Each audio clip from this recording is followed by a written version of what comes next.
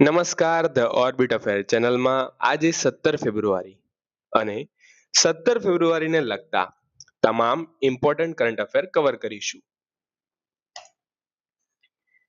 બીજા વિશ્વયુદ્ધ દરમિયાન હિટલરના નાઝી સૈન્ય સામે લડત આપનાર વિમાન કયું હતું? ડગલાસ DC-3. આ વિમાનની ચર્ચા એટલે કરવામાં આવી છે કેમ કે આ વિમાન હાલ વર્લ્ડ ટૂર પર નીકળ્યું છે અને અમદાવાદમાંથી તેણે ફ્યુલ જેક કરાવ્યું હતું. તેથી ડગલાસ DC-3 ઇમ્પોર્ટન્ટ બને છે અને હિટલર હિસ્ટ્રીનો મોસ્ટ આઈએમપી ટોપિક પણ છે. ઉપનામ છે લોખંડી પક્ષી. કયા દેશમાં વોટ્સએપ પર પ્રતિબંધ મૂકવામાં આવ્યો છે? વોટ્સએપ પર પ્રતિબંધ રશિયાએ મૂક્યો છે કેમ કે રશિયાનું કહેવું છે કે વોટ્સએપ તેમનો ડેટા લીક કરે છે અને અમેરિકા અને ચાઇનાને ફોરવર્ડ કરે છે. તેથી વોટ્સએપ પર પ્રતિબંધ મૂકવામાં આવ્યો છે. Woman peace and security index 2026. તેમાં ભારતનું સ્થાન કયું છે? વુમન પીસ એન્ડ સિક્યોરિટી ઇન્ડેક્સમાં ભારતનું સ્થાન છે 131મું. 131મું સ્થાન છે ભાઈ. ટોટલ કેટલા દેશો છે? ટોટલ દેશો છે 181, એમાંથી ભારત 131. બીજો એક પ્રશ્ન કે કયા વર્ષથી આ વુમન પીસ એન્ડ સિક્યોરિટી ઇન્ડેક્સની શરૂઆત થઈ હતી? 2017થી. યુએસ એક્સાઇલ એક્ટ પ્રસ્તાવનો મુખ્ય હેતુ શું છે? યુએસ એક્સાઇલ એક્ટ આ પ્રસ્તાવનો મુખ્ય હેતુ છે H-1B વિઝા પ્રોગ્રામ નાબૂદ કરવું. શું હેતુ છે? H-1B વિઝા પ્રોગ્રામ નાબૂદ કરવું. આ યાદ છે H-1B વિઝા? આ છે ને ભારતીયો પર લગાવવામાં આવેલો એક વિઝા છે જે અંતર્ગત ભારતીયોને વધુ પૈસા પે કરવા પડતા હતા.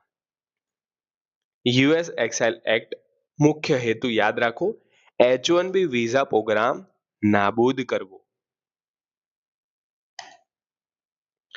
તારિક રહેમાન કયા દેશના આગામી પ્રધાનમંત્રી બન્યા છે? બાંગ્લાદેશ. બીજી એક વાત કે આમની પાર્ટીનું નામ તમે મને જણાવજો જે 20 વર્ષ પછી સત્તામાં આવી છે. બ્રિક્સ 2026 તમામને ખબર છે કે અધ્યક્ષતા કરી રહ્યું છે Bharat.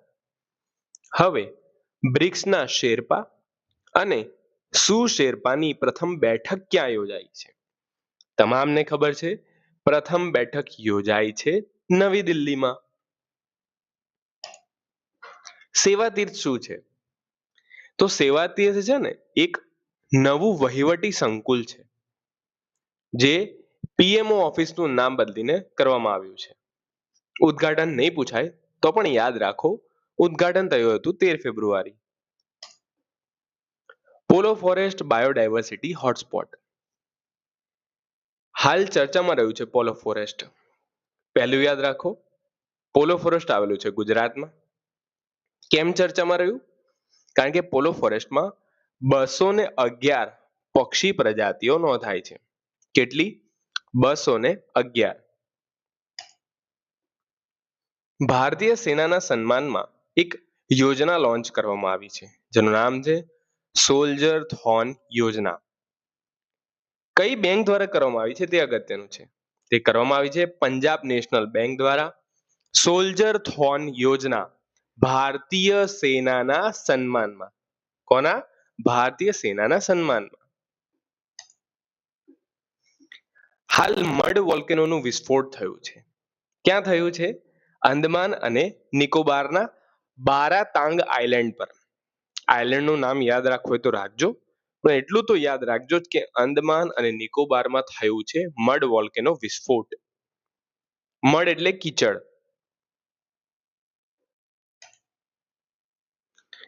National statistical system training એકેડમીએ 18મો સ્થાપના દિવસ ક્યાં ઉજવ્યો છે?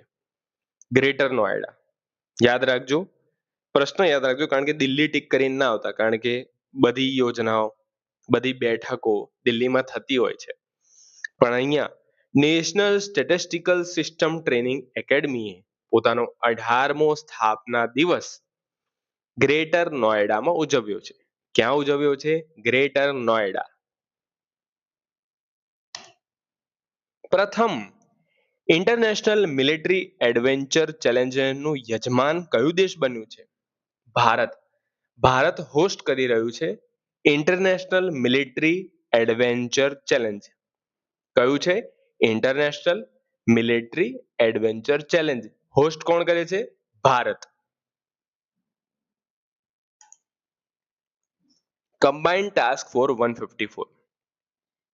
કમ્બાઇન્ડ ટાસ્ક ફોર 154 ની પ્રથમવાર કમાન કોણે સંભાળી છે? ભારતીય નેવી. જો તમે ખરેખર તૈયારીમાં સિરિયસ હોય તો અત્યારે તમારે જાતે સર્ચ મારવું જોઈએ કે કમ્બાઇન્ડ ટાસ્ક ફોર 154 શું છે. રાઈટ. આગળ વધીએ. વિશ્વ સી ફૂડ કોંગ્રેસ 2026 ચેન્નઈ. પ્રશ્ન સીધો એક જ બને છે કે વિશ્વ સી ફૂડ કોંગ્રેસ 2026 નું આયોજન ક્યાંક કરવામાં આવ્યું છે? તો તે કરવામાં આવ્યું છે ચેન્નઈમાં. ભારતે કયા દેશ સાથે મળીને હાઇડ્રોજન ફેલોશિપ પ્રોગ્રામ શરૂ કર્યો છે? ભારતે નેધરલેન્ડ સાથે મળીને હાઇડ્રોજન ફેલોશિપ પ્રોગ્રામ શરૂ કર્યો છે. કોની જોડે? નેધરલેન્ડ સાથે મળીને. કૃષિ અને ખેડૂત કલ્યાણ વિભાગ દ્વારા આયોજિત CSR પરિષદ ક્યાં યોજાઈ હતી? યાદ રાખજો, કૃષિ અને ખેડૂત કલ્યાણ વિભાગ દ્વારા CSR પરિષદ યોજાઈ નવી દિલ્હીમાં. ક્યાં યોજાઈ? નવી દિલ્હીમાં. નરેન્દ્ર મોદીએ Bharat AI impact expo summit 2026 નું ઉદ્ઘાટન ક્યાં કર્યું છે? નવી દિલ્હી. ક્યાં કર્યું છે? નવી Delhi. Bharat AI impact expo summit. પ્રધાનમંત્રી નરેન્દ્ર મોદીએ કુમાર ભાસ્કર વર્મા સેતુનું ઉદ્ઘાટન ક્યાં કર્યું? યાદ રાખજો, અસમ. આવનારી પરીક્ષામાં પૂછાઈ શકે તેવો પ્રશ્ન છે. કુમાર ભાસ્કર વર્મા સેતુ ક્યાં આવેલો છે? અસમમાં. ઉદ્ઘાટન કોણે કર્યું? નરેન્દ્ર મોદીએ. ભારતીય સેના દ્વારા international military adventure challenge cup 2026 નું આયોજન કયા રાજ્યમાં કરવામાં આવશે? Arunachal Pradesh. International military adventure challenge cup host કરી રહ્યો છે ભારત અને આયોજન થઈ રહ્યું છે અરુણાચલ પ્રદેશ. ક્યાં? અરુણાચલ પ્રદેશ. યાદ રાખજો, અગત્યનો પ્રશ્ન છે.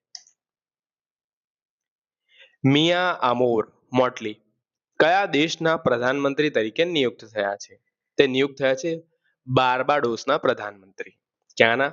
બાર્બાડોસના પ્રધાનમંત્રી. પ્રથમ નેશનલ બાયોબેંક કયા દેશે લોન્ચ કરી છે? ભારત. નેશનલ બાયોબેંક લોન્ચ કરનાર ભારત. આ હતા આજના most IMP current affair. Video પસંદ આવ્યો તો લાઈક કરજો, સબસ્ક્રાઇબ કરજો. ધન્યવાદ.